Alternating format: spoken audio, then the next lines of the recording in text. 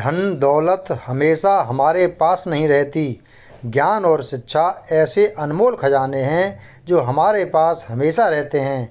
एक बार की बात है, एक राजा अपने सिपाहियों के साथ जंगल में शिकार के लिए गया, लेकिन अचानक बारिश का मौसम होने की वजह से आकाश में अंधेरा छाने लगा।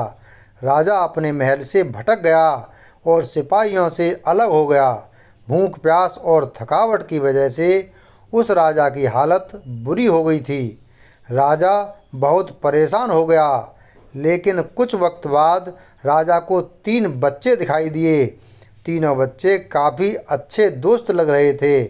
राजा ने उन तीनों बच्चों को अपने पास बुलाया और कहा, क्या तुम मेरे खाने के लिए खाना और पीने के लिए पानी ला सकते हो?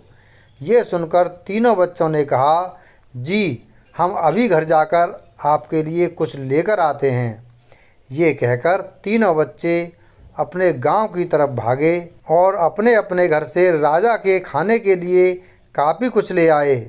राजा बच्चों के जोश और प्यार को देखकर बहुत खुश हुए और तीनों बच्चों से एक सवाल पूछा, बच्चों, मुझे आज तुम तीनों से मिलकर बहुत खुशी हुई है।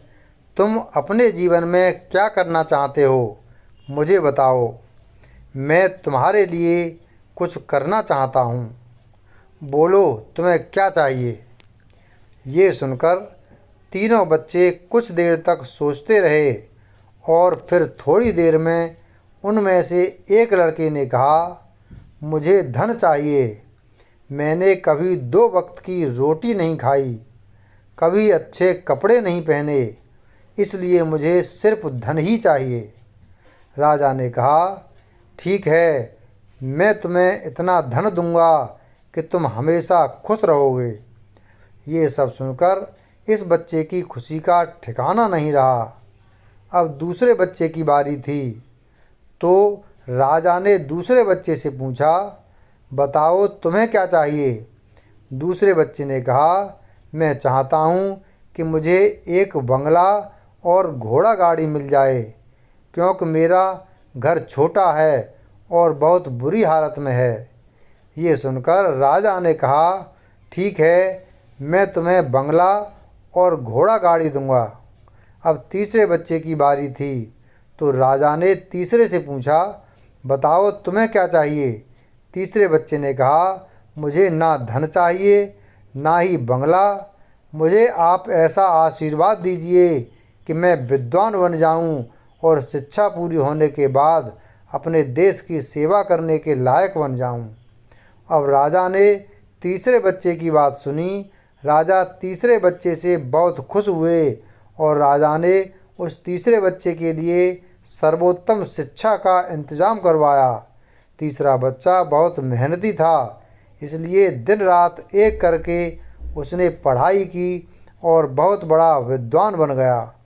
और सही वक्त आने पर राजा ने उसे अपने राज्य का मंत्री बना दिया।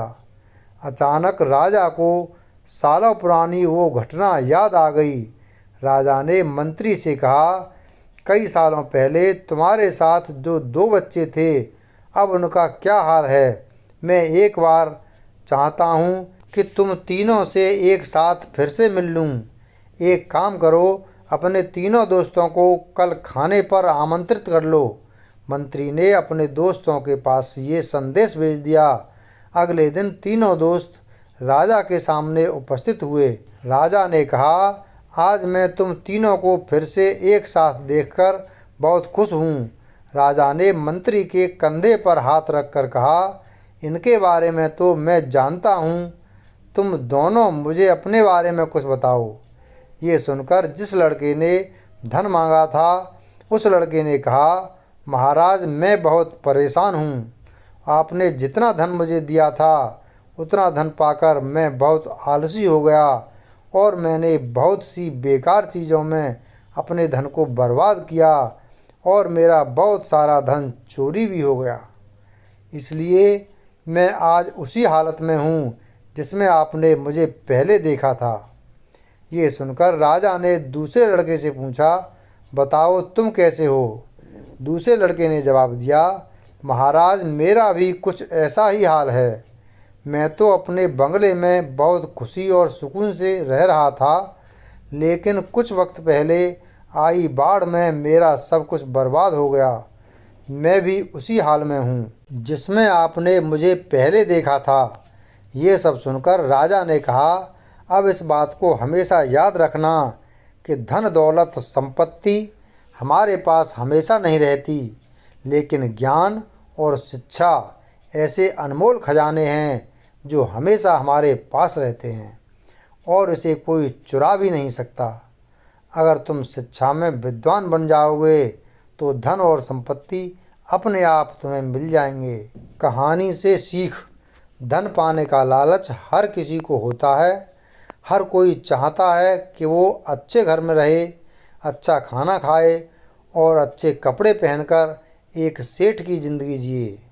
लेकिन ज्ञान और शिक्षा के बिना अगर आपको बंगला, पैसा, गाड़ी मिल भी जाए तब भी वो आपके किसी काम का नहीं, क्योंकि तब आपको समझ ही नहीं आएगा कि ये संभालना कैसे है। वीडियो अगर पसंद आया हो तो वीडियो को लाइक करें और चैनल को सब्सक्राइब करें। धन्यवाद।